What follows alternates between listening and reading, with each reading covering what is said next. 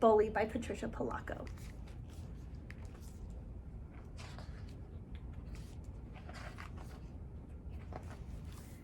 It was the first day at my new school. I lived across the bay from the Golden Gate Bridge now, and it was beautiful to look at. But it wasn't home yet, and I dreaded going to school. I missed my old school and my old friends. My stomach was churning and my heart was pounding out of my chest.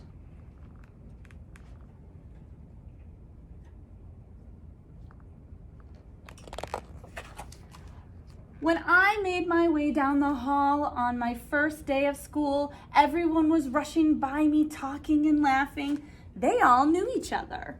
I felt so alone. "Hey!" a friendly voice called out. "You look how I feel. Are you new here too?" a short, round boy with rosy cheeks and a big smile asked. I nodded. "Me too." "The name's Jamie. Jamie Aldridge," he chirped. "I'm Lila Dean," I answered. "So, what grade are you in anyway?" Jamie asked. "Sixth," I answered. "Me too. Bet we end up in the same homeroom," he said with a grin. And he was right. Not only were we in the same homeroom, we sat right next to each other.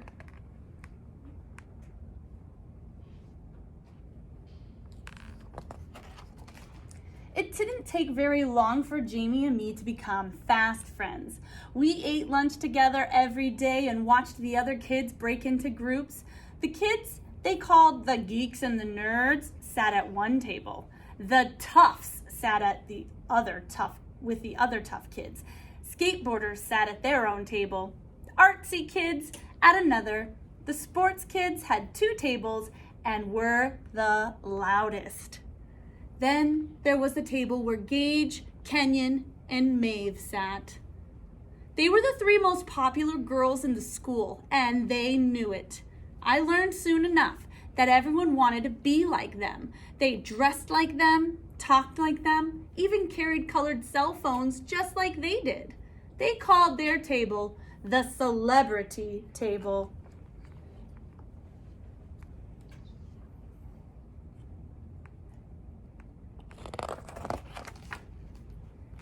One day on a school trip, I said to Jamie, "Everybody seems to have a cell phone." "Pretty much." Jamie pulled his cell phone out of his pocket.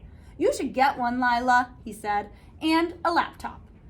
I shrugged. My father was a doctor and felt that cell phones were for emergencies, and the school had computers. "You need to get both, Lila. That's how you stay connected with the world. Get a Facebook page too." "I have one," he said enthusiastically. It turned out Jamie was a computer nut. He knew everything there was to know about computers, and he promised to set me up if I could convince my parents to get me a cell phone and a laptop.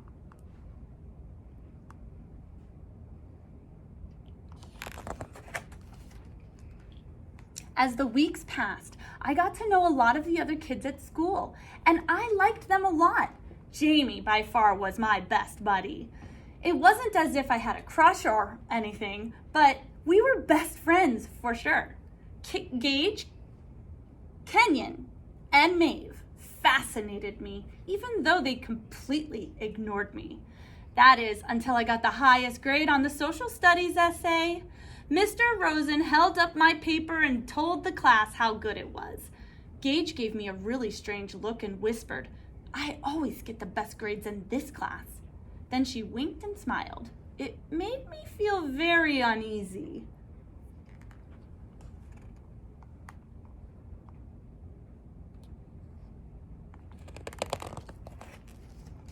When I told Jamie about what Gage said, he told me that Gage had lost her parents in a terrible auto accident last year. "That would be horrible to lose your parents," I said thoughtfully. "Yeah, but she seems to milk it for all it's worth. Most kids are afraid of her. You really need to be careful around her, Lila." A week later, I told Jamie I was going out for cheerleading. He warned me again. "That's Gage, Maeve, and Kenyon's territory, Lila. Be careful."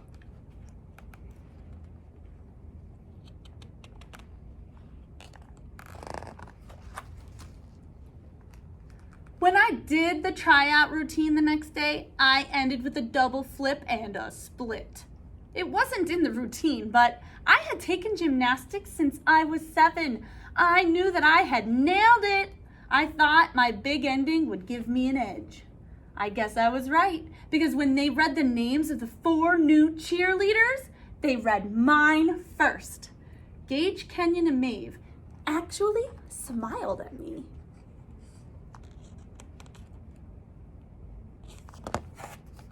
At dinner that night, my brother Jack wasn't as excited as I had hoped he would be for me. Maybe because he had been having a hard time at his new school. Small for his age, he looked even younger. Kids were knocking his books out of his arms and calling him sissy boy or doll baby wimp, that kind of thing. It seemed like a good time to tell my parents about the cell phones and the laptops at school.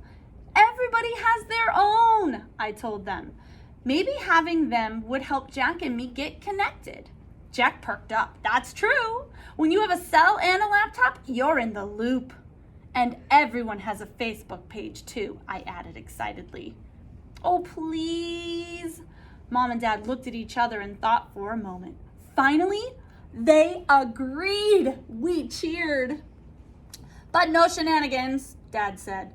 The minute we hear that you are using these things inappropriately, you'll lose the privilege of having them.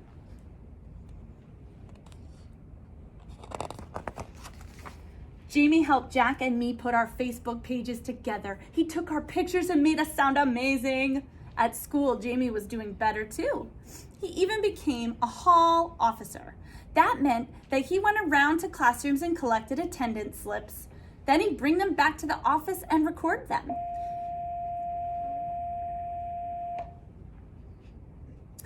He was really trusted. The principal, Mr. August, even let him go into the locked room where all of the state tests were kept to get attendance forms. That office was locked up like Fort Knox. Do you ever get to see the state tests? I asked him one day. No, they are sealed in envelopes. The first time anyone sees them is in February when we open them to take the test. I was so proud to have someone like Jamie as a friend.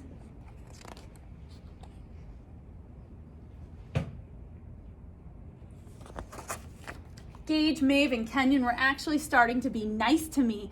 I wasn't good enough to sit at the celebrity table, though, until the mid-year awards assembly.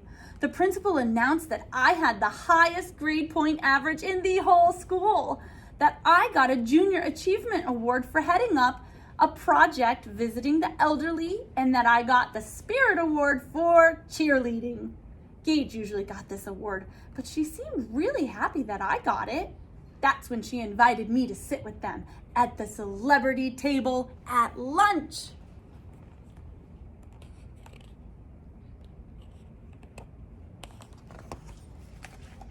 Jamie was disappointed that I wouldn't be sitting with him, but understood that it was a girl thing. Just as long as we still watch science fiction movies on Friday nights together, he said with a broad smile. But before I got to sit at the table, in fact, that very night, Gage invited me over to her house for a makeover. I had to look way cool, she said. I went, and I did.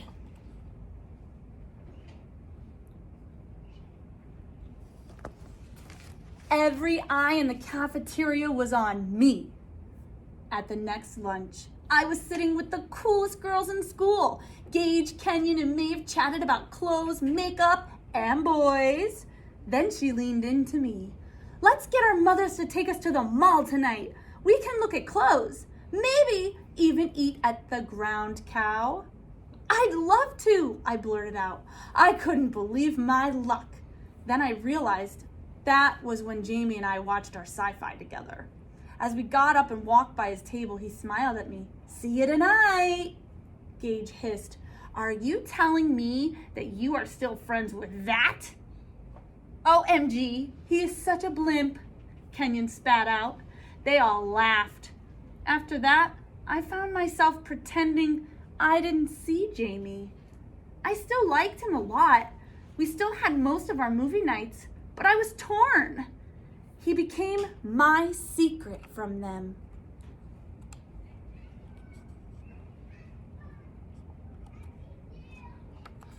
The rest of the fall was great with Gage, Kenyon, and Maeve. They picked out makeup for me and picked out my clothes. I loved it and loved being with them. I wanted so much to be popular. Then one day when we were at Gage's house, trying on some new makeup, Gage opened up her laptop. We are going to do something a lot more fun. She got a look on her face. We call this scum dumping, she said, and laughed. She started surfing through the Facebook pages of our classmates. Oh, look, here's Imogen O'Neill's page. Look at that picture. Those teeth, Gage chided. She looks just like a horse, Maeve chimed in. They all laughed. And I've got just the right comment. On Imogen's wall, I watched Gage post. You look like a horse and sound like one too.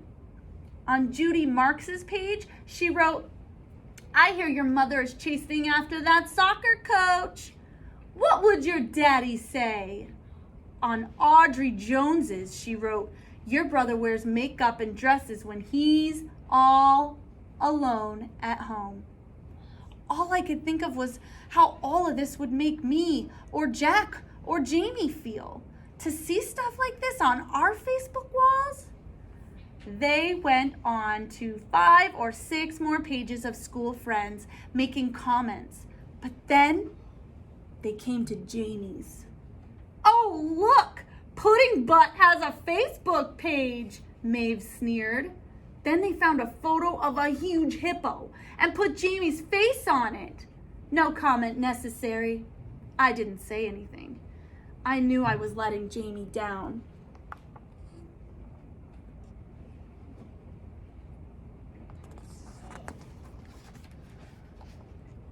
Having a laptop in a cell did not help my brother. He was getting really mean messages like these almost daily. I didn't know how to help him. And a day later, on our Friday night, I asked Jamie, Jamie, why do people gang up on each other? Jamie shrugged. You should see some of my messages. My face flushed. I guess some people aren't happy unless they are putting someone else down, trashing them, he said softly. He knew. I began to sob. From that time on, I spent less and less time with Gage, Kenyon, and Maeve.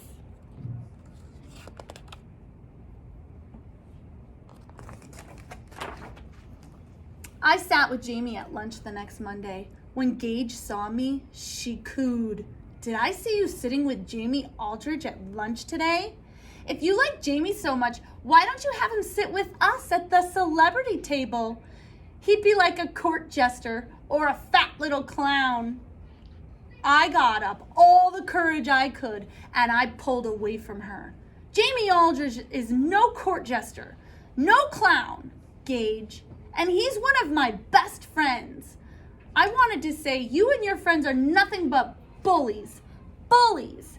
Even so, I walked away feeling like 10,000 pound weight was off of my shoulders. I was walking on air. No one dumps us, Lila. We do the dumping, Gage called after me.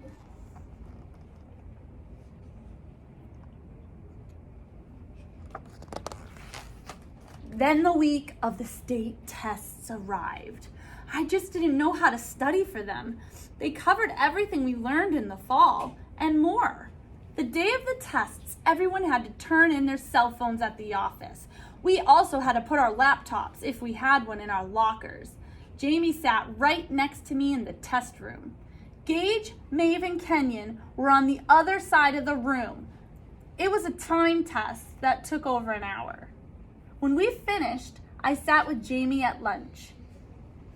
Gage, Maeve, and Kenyon strolled by me. They smiled and seemed really friendly. A week later, the test scores were posted. I got the highest score on the test, 99.6%. That felt so good. Jamie did really well too, 99%. I noticed that Gage was in third, Not bad. 97.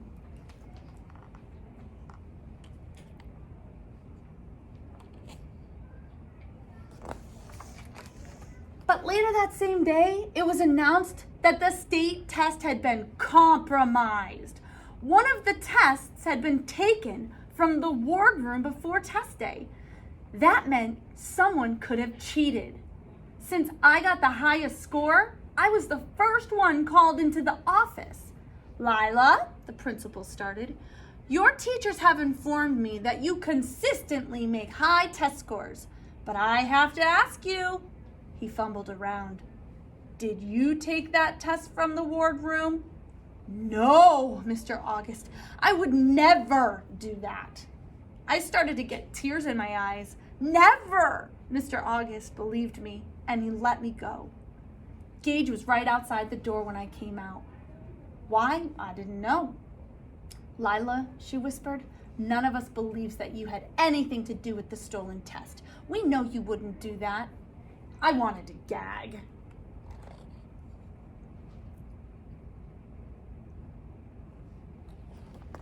By the time I got home that night, I was all over Facebook, MySpace, YouTube, and the school homepage. All the tests were going to be thrown out, and everyone blamed me. I had hundreds of messages on my cell phone, and when I started to read them, I was stunned. Everyone was accusing me of stealing the test, and there were really horrible messages calling me names. Phony, cheater, scag. On Facebook, someone had changed my profile name to Lying Lila. The next day, everyone either gave me looks in the hall or walked by as if I wasn't there at all. In one classroom, someone threw chewed gum at me, and Jamie was out of town. His grandmother in Rhode Island had died. I missed him terribly. Mr. August called me and my parents into his office 2 days later. Teachers were doubting my honesty, he said. In fact, they questioned all of the work I had done all year.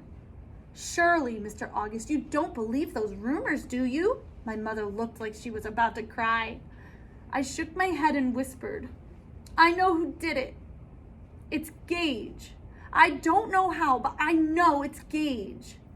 Gage London? Oh, Lila. She lost her parents in that terrible accident? Are you saying she has some part in this? Someone who has suffered as she has? I find that hard to believe. Why, she is one of the few other kids defending you. In my heart, I knew Gage was behind all of this, but now I knew no one would believe me.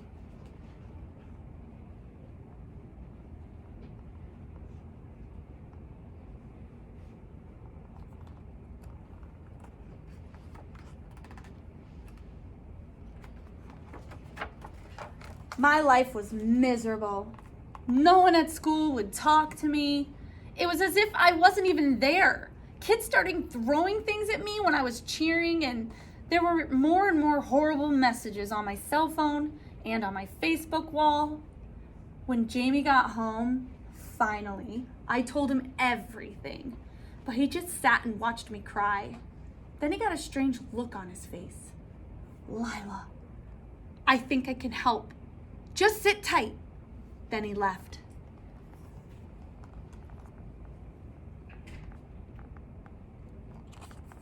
The next morning, Mom and Dad got a call from Mr. August, asking us all to come in for another meeting. When we got there, he almost couldn't look at me or my parents. Lila, he began, I want to offer you a profound apology for what you and your family have endured. He took a deep breath. It appears that another person stole the test, then launched a campaign on the web and cell phones to see that you were blamed. But who was it, Mr. August? Who could do such a mean-spirited thing? My mom was all teary. The person is a minor, and I can't say. Just believe the matter is being handled, Mr. August answered. How did you discover the truth? My father asked. A student came forward that saw the theft. He looked at me. It cleared you, Lila, completely.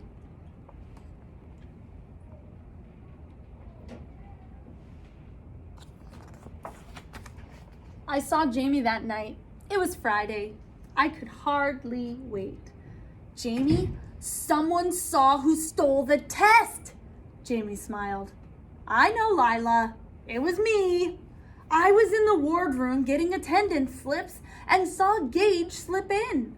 I must have left the door open or she was watching me. Anyway, she was in and out so fast, I didn't think anything of it.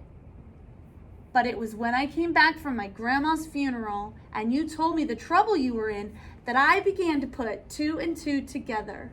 I still wasn't sure, but I told Mr. August and I showed him how to trace the messages. Oh, Jamie, you saved my life, I hugged him. Tracing the messages to her proved that Gage started the whole thing, Jamie said proudly. He really was my best friend.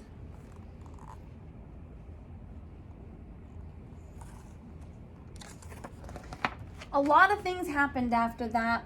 No more cell phones in class, laptops only for studying. But the kids didn't suddenly love me again. Nothing is going to change, Jack said. Everybody will just go underground. What about when school isn't in session?